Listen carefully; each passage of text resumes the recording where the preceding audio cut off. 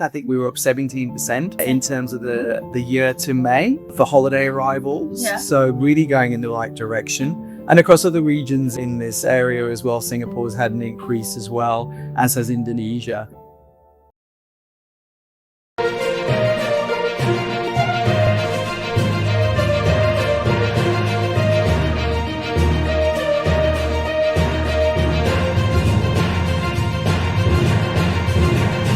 Hi, I'm Amy from Travel and Tour World, and with me today is Mr. Robin Mack, Managing Director, Tourism Australia. How are you today? I'm good, thank you. Great to have you here with us at our marketplace here in Malaysia.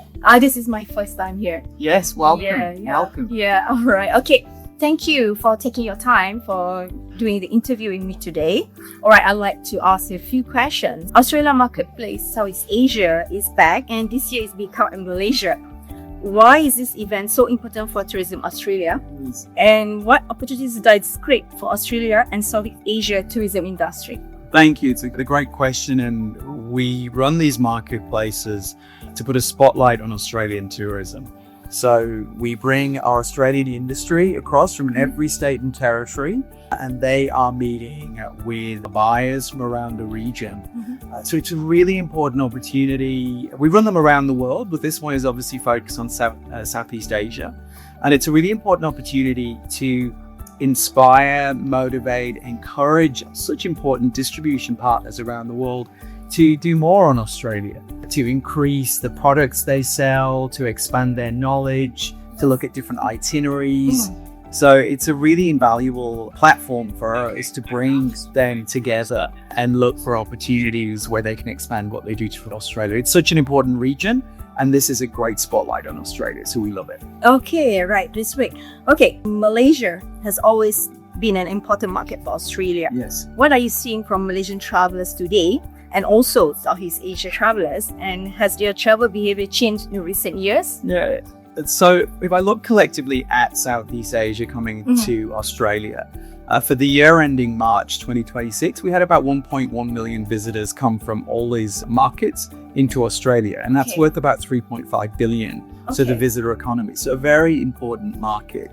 If I look at Malaysia specifically, we've had a really good month. I think we were up 17% in terms of the year to May for holiday arrivals. So really going in the right direction. And across other regions in this area as well, Singapore's had an increase as well, as has Indonesia.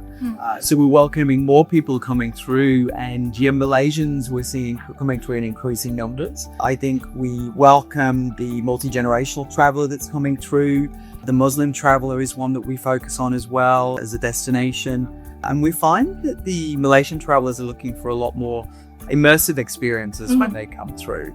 And we have great repeat visitation rate from across this region, and not least Malaysia. It's over 70%. So the beautiful thing about Australia is the depth and diversity we have as a destination. So if you're coming back as a repeat visitor, there's always some new regional destination to go, a new city to discover. And if you've been before, the message we put out there's been so much change. So for repeat visitors coming through, there's always something new to experience and see. All right, okay. Tourism Australia has been putting more focus on the Malaysian market and also Southeast Asian market. Where do you see the biggest opportunities, and how are you encouraging more Malaysian and the Southeast Asian travel to visit Australia? Yeah, I think when we look at what motivates a Malaysian traveller specifically to choose any destination in the world, they look for destinations that might offer value for money, safety and security, and a good climate as well as what they look for when they're traveling. And when we look at how we position ourselves in Australia in those, or how we're received, they rank us highly in those three areas. So one of the ways we play into that is how we encourage maybe that regional dispersal. So our job is to get people to Australia and get them traveling around as much as possible. So by inspiring them on regional destinations and what's here in cities, we do that. I'm thinking of that climate part. One thing we did was a seasonal campaign, focusing more on the cooler climates that might be in some parts of Australia in our winter, because we know that's attractive and different, and it really encourages more travel from Malaysia and the region coming across to Australia. Yes, okay. Alright, okay. Many Malaysians are already familiar with Sydney, Melbourne, Perth, Gold Coast. If you could recommend one of other destination or experience, what would it be and why? That is a really hard question. How can I pick one destination for that? What I would say is, because of that depth and diversity I mentioned, there's Yes. always something new. But for inspiration and looking at different places, Brisbane's a great city with new flights coming in that launch with Malaysian Airlines direct. They're coming 5 days a week. That'll increase to daily in October. So that city is going through a lot of change and getting ready for the Olympics in 2032. So much opportunity to see that and surrounds and explore Southeast Queensland from there. But as I say, there is so much you can see and do across the whole country. And even for that repeat visitor, going back somewhere they think they know, I bet they'd be surprised at what's happening, what's changed. Yeah, alright. Okay, let's go. Okay, you work across airlines, travel, retail, and destination marketing. From your experience, how important is air connectivity in growing travel between Malaysia and the Southeast Asia and Australia? Look, having the background that I've had, I've been working in travel industry since I was 16, so I've grown up in this industry.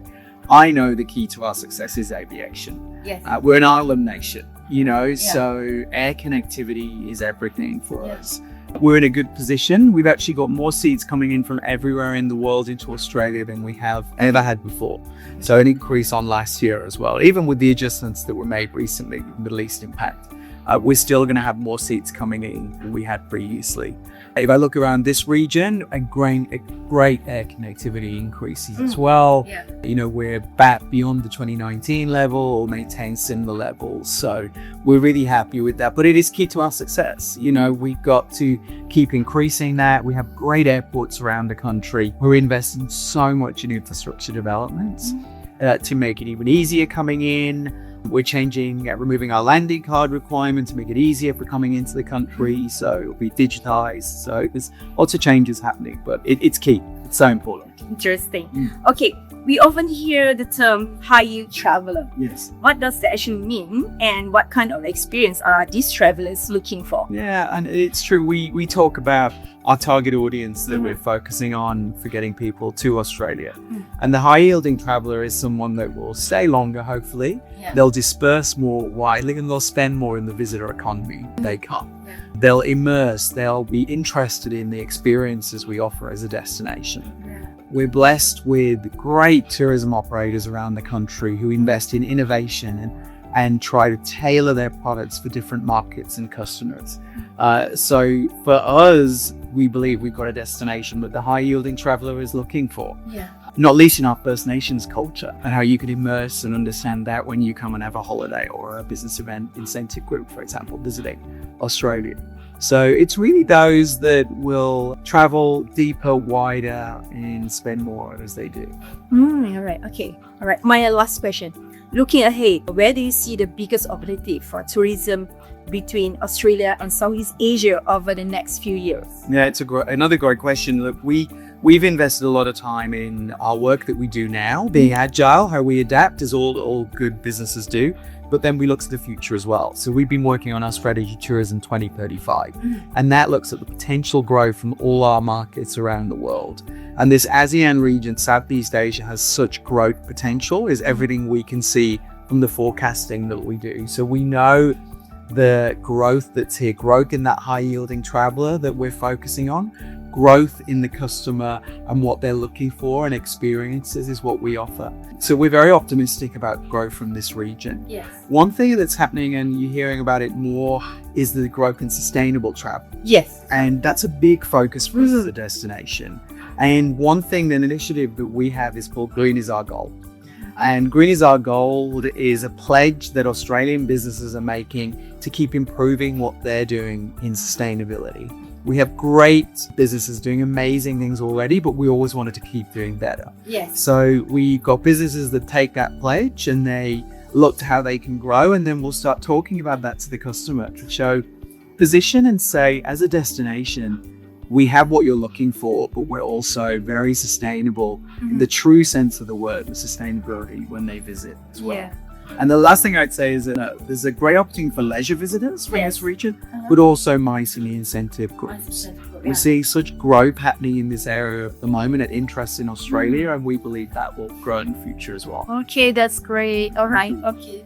Anyway, thank you again for your Thank time you. today. It's a pleasure to have you. We wish you the best, and I hope to see you in Australia. Well, we'll welcome you. Come and say good day, and everyone watching, come and say good day as well. G'day. Thank you.